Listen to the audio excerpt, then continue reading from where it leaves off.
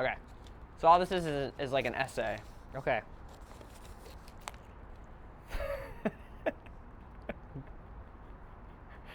Ready? Yeah.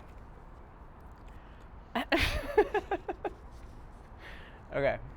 I'm gonna really be real. Okay. Okay? Me too. Okay. Uh-huh. I would rather be someone else entirely. It may even be someone specific. Someone who hasn't found themselves at a logical endpoint. Logical endpoint is the term I'd like to use rather than crossroads, because crossroads implies some sort of choice that I don't know that I have. I was taking a train to my dad's house in Massachusetts. He'd moved there after he found his logical endpoint. My mom and him had divorced. He had lost his job, he had lost his only friend, my sister had gone to college, and his son, me, had stopped talking to him.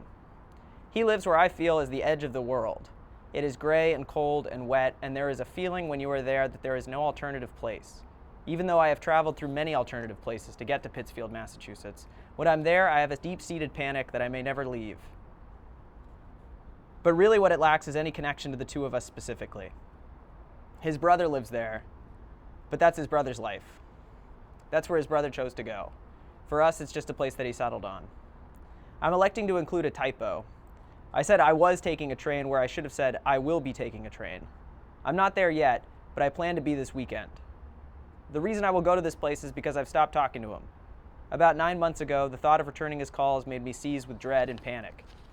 He normally picks up the phone with a greeting like, "Hey!"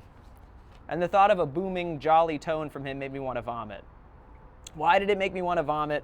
Because I think he's a liar. I have a new memory of him choking my mother, which I confirmed with my sister, or to be perfectly honest, my sister reminded me of. We were both in a car with my mother, and he was stalking us at that time, and he had followed us back from a restaurant with our grandparents and my mother's new boyfriend.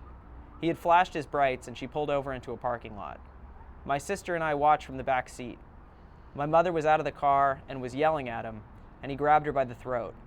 The whole incident didn't last very long and ended soon after she dug her nails into his neck. It felt, in hindsight, to be a spastic act of violence on my dad's part, something totally unplanned, but subconsciously rich in motive and rooted in millennia of male rage. I was amazed that I had forgotten this, and ashamed at having forgotten this. And at the time, my sister and I were 11 and 10, respectfully, and it made a little sense to me that anything like a relationship with my father managed to continue after such an event. He maintained for a long time that this event didn't happen. And in fact, this event was implanted in our minds by our bitch mother. This event took place in that gray area after Inception came out and before gaslighting became a term. The former most likely gave him the idea for this tactic, and the latter failed to give my sister and I a proper response. This also happened while Obama was president. My dad choked my mom, though it didn't matter who was president then. My mother, to give some more weight to the crime, is a pretty tough person. She is, however, delusional. She'll often make things up, like Malcolm Gladwell responded to my comment on his podcast. Things that could not have possibly occurred. And I say this not to doubt the incident I've described, but rather to color the fact that my sister and I have an often difficult time unraveling those memories, and are often at a loss of who and what recollection to trust. Fortunately, this one we can both picture.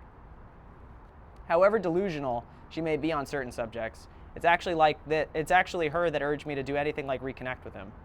But I'm skeptical that I will ever be able to do so. I wish I felt angrier when I was 11 and witnessed this. I certainly had more moral license. However, at the time, I probably consoled my father after he choked my mother. And I don't know how he managed to earn our sympathy, but he did. And now, at 26 years old, I suddenly realized that my father was not deserving of the pity he craved. Today, I also lack the energy to chastise and wield the full force of my anger. What a waste of vindication. So I'm not really on this train yet. I plan to be in 2 days, and I plan to read this to him. I asked him to be in this, and he sat and to sit opposite me, but he refused totally. Actually, he's threatened to sue me before for recording him, and so maybe you all have to just imagine him. Maybe you have a similar figure in your life you can supplement. So it's because of him that I am currently sitting in an office with a friend, and I am reading all these words to him. I am 26 years old. I am married. I have never choked my wife, but I've probably done a lot of things that I should be more ashamed of than I am. I don't know anything about anything. I know that others know significantly more than me, and yet I am completely incapable of hearing their advice and incorporating it into my own life. And so I somehow grow less wise by the day.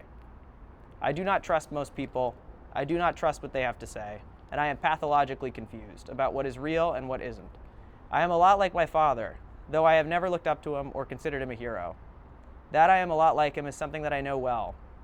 I have no solution to this. I often have no solution to any of my problems. That is because of where I come from and the family in which I was raised. More than anything, it's because of how I turned out that I hate my father so much. And as I write this, it occurred to me that that is exactly how he feels about his dad.